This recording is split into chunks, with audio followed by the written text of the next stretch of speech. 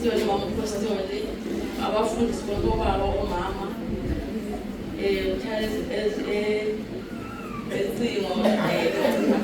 Jesu Kristu inkosi. Bazalwane ngizonixelela ngisasemusha ngiyaqala futhi ufela lapha bazalwane. Ngithemba ngihleli lapha bazalwane. Enye inhliziyo ithi hamba uye efakaza. Enye inhliziyo ithi wena uhamba uyefakaza kufuneka hlekisa ngabantu. uJesu Kristu inkosi. Akho bazalwane ngitshela ukuthi nani madlale ivoice ithina lapha akuze ukwazi ukuzima uma khona ngabantu bonke ungusathane bazalwane. Ngathembisa uNkulunkulu ukuthi ngizofaka phambi kwabantu abaningi. Futhi ngizokuvuma futhi naphambi kwabantu ngithi uJesu Kristu inkosi. Bazalwane thanda uNkulunkulu lapho ongikhiphe khona bazalwane.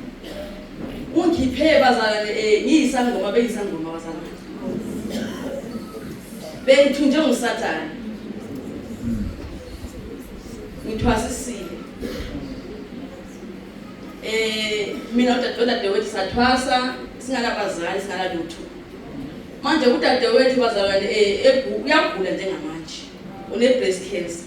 So into ebengileke ngicabanga wonke amalanga lawo ukuthi manje mangashona zonke lezi zinto zakhe ingubo zakhe zala amadlozi nani kuzozakini. So bazalwane into engizibuza yona la manje ngeke ngizibuza uNkulunkulu uJesu Kristu. Ngoba mina ngiyazeyisa bazalwane ukuthi ngempela yikho lapho ngifake khona.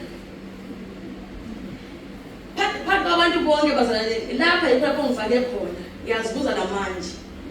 Njengoba bazalwane ngimthembisile uNkulunkulu ngizofakaza. Ngisazofakaza bazalwane. uNkulunkulu into ngenzele yona bazalwane. Noma nje sonke kithi besiphela besesele nje sesibabili udadewethu nomfowethu. Kodwa sembekele ukuthi konke lokho bazalwane okamadlozi kuza kimi. Ngizokuthwala konke lokho. Kodwa uJesu bazalwane ungikhiphe kule iqhiqhiqhi kaSathane. Ngiyambonga kakhulu uNkulunkulu. Ngiyambonga lokungifaka ekhaya lezi zitabeni zikaJehova kuyabonelela. Le njongo ukuthi ezongifaka lapha ngisazofeza abazalwane. Ngiyabonga kakhulu ngithi uJesu Kristu inkosi.